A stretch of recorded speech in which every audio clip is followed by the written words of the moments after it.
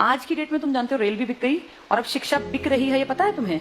हरियाणा सरकार की पॉलिसी नई निकली है, धीरे धीरे देश के कई राज्यों में पहुंचेगी।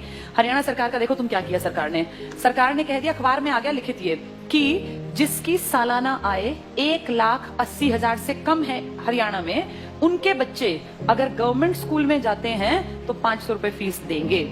फ्री में नहीं, 500 रुपए फीस देनी पड़ेगी। और अगर उनके बच्चे प्राइवेट स्कूल में जाते हैं तो सरकार उनको 1100 रुपए देगी। ये तो उनको मिलेंगे अगर उनके बच्चे जाएंगे तो, और ये उनको देने हैं। अब बताओ आदमी क्या करेगा? देने वाला काम करेगा, मिलने वाला काम करेगा? भाई आदमी का बच्चा अगर गवर्नमेंट में जाता है तो पैसे देगा और प्राइवेट में जाएगा तो सरकार देगी। बताओ आदमी क्या करेगा? प्राइवेट भेजेगा, अपने घर से 500 क्यों लगाएगा? एक तो सरकारी, एक तो प्राइवेट। तो आम जो ये गरीब आदमी अपने बच्चे को कहाँ भेजेगा? ये देखो कितनी अच्छी चाल है, अगर तुम्हें समझ में आए तो। ये चल रही है सरकार। 1100 रुपए सरकार कहती है हम भर देंगे आपके बच्चे के, आपको चिंता नहीं करनी। अगर आपने सरकारी में पढ़ाया तो कितने रुपए लेंगे?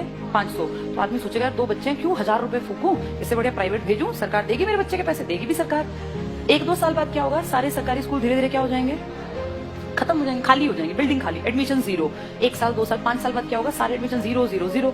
फिर सरकार दिखाएगी बजट में कि तो घाटे का नुकसान का सौदा है, सरकारी स्कूल बंद पड़े हैं जी, बिना बात इन टीचर्स को हम इतनी सैलरी दे रहे हैं, चपड़ासी रखे हुए हैं, हेडमास्टर है, कोई बेल बजाने वाला है, बच्चा तो कोई आता नहीं। तो कहेंगे काम करो, इसको बेचो, इस प्रॉपर्टी को बेचना स्टार्ट करो। सरकारी प्रॉपर्टी है, हर गांव में सरकारी स्कूल है। आप सोचो कितने स्कूल होंगे भारत में। धीरे धीरे करके अगले आने वाले 5 से 7 साल का भारत ऐसा बता रही हूँ मैं, जो होगा देखना तुम्हारे सामने।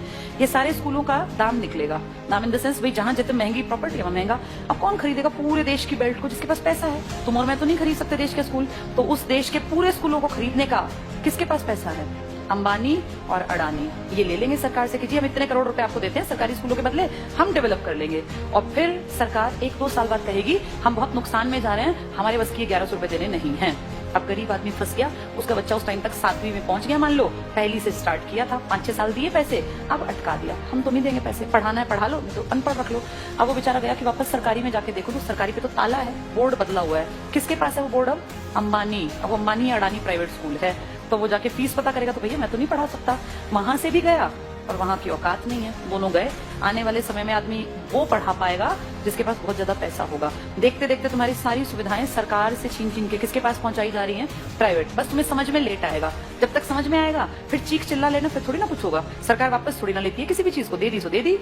मैं तुम्हें अपना एग्जाम्पल देती हूँ। जब मैं जॉब में आई थी ना, उस टाइम पर हमारा पहला बैच था जिनकी पेंशन बंद की गई थी। मैं उसकी खुद, जैसे मान लो लाइव तुम्हारे सामने एग्जांपल हूं, जिनकी सबसे पहली पेंशन बंद हुई वो हमारा बैच था। हमें समझ ही नहीं आया कि सरकार ने क्या किया, क्योंकि उस टाइम हमारी उम्र थी 20-21 साल। 20-21 साल के बच्चे को थोड़ी ना पेंशन की कीमत पता है। लेकिन अब जब उम्र बढ़ रही है तो समझ में आ रहा है सरकार ने सब कुछ खत्म कर दिया बुढ़ापे का। तुम्हारे माँ बाप अगर किसी के गवर्नमेंट जॉब में थे और अगर वो रिटायर्ड हैं तो तुम्हें इसकी कीमत पता होगी। पता है इसकी कीमत क्या है? किसी के सामने आखिरी सांस तक हाथ नहीं फैलाना पड़ता। ये है पेंशन की कीमत। आपका बेटा निकम्मा निकले, नालायक निकले, बेटी आपके लिए कुछ ना करे, आपको चिंता ही नहीं। आपकी पेंशन आती है, 5-7 हजार रुपए में झाड़ू पोछा कपड़े बर्तन धोने वाली मिल जाती है। कोई भी एक मेड रख लो, 5-10 हजार की खाने वाली। बुढ़ापे में पैसा बचा के करोगे क्या? अगर तुम्हें सरकार से 35 हजार भी मिलते हैं तो तुम अपने ऊपर खर्च करो ना, क्यों किसी के सहारे बैठे रहना? और जिनके पास पैसे होते हैं ना, बुढ़ापे में वो प्यारे भी लगते हैं सबको। जिसके पास पैसा नहीं है ना, वो बोझ लगता है। फैक्ट है। तुम्हें अपना चश्मा बनवाना है, तुम्हें क्यों बेटा मेरा चश्मा, क्या जरूरत है बेटे की? तुम्हारे पास पैसे हैं, जाओ मार्केट, अपना घूमते फिरते जाओ, अपना टहलते हुए चश्मा बनवा लाओ। ये कीमत बुढ़ापे में जाके अकल आती है। हमारे बैच ने कुछ नहीं किया, मुझे भी समझ नहीं थी, अकल ही नहीं थी। लेकिन अब जब एज बढ़ रही है ना और हम देख रहे हैं दुनिया को, तब समझ में आ रहा है कि सबसे कीमती चीज इंसान के पास बुढ़ापे में पेंशन होती है। मेरे खुद के फादर पेंशनर हैं, तो हमें दिखता है कि पेंशन की जो वैल्यू है ना वो किसी चीज की नहीं है। इतना रखा पैसा आप यूज नहीं कर पाते। महीने के जब वो 30 हजार आते हैं ना, तो आपको लगता है यार मैं तो जब तक जीऊंगा आखिरी सांस तक ये तो आने ही आने हैं, और ये बढ़नी आप फ्री होकर काम करते हैं। लेकिन ये अकल उनको थी जो पेंशन यूज कर रहे थे या बुढ़े थे। पेंशन रोकी किसी गई जवानों की, जिनको अकल नहीं थी। हमें थोड़ी ना अकल थी 20-21 साल में कि पेंशन बंद करने से किसी ने कुछ कहा ही नहीं। सरकार ने सीधे कह दिया अब के बाद आगे जो बच्चे आएंगे नौकरियों में उनको पेंशन नहीं मिलेगी। अगर हमें अकल होती, सारे देश के लोग आवाज उठाते तो ना बंद होती पेंशन।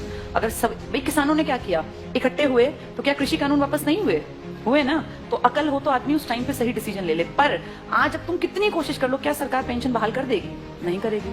मतलब ना के बराबर है। एक आधा राज्य को करे, लालच में 1-2 साल में कह दे, पर वैसे नामुमकिन बराबर है। इसीलिए जब चीजें बंद हो रही होती है ना, तब जागना होता है कि सरकार गलत कर रही है। अब सरकार स्कूलों की तरफ गलत कर रही है। इसकी अकल 7-8 साल बाद की जनरेशन को आएगी, जब वो देखेंगे कि पढ़ाने के लिए ना तो सरकारी बचेंगे और प्राइवेट मुंह खोल के पैसे मांगेंगे।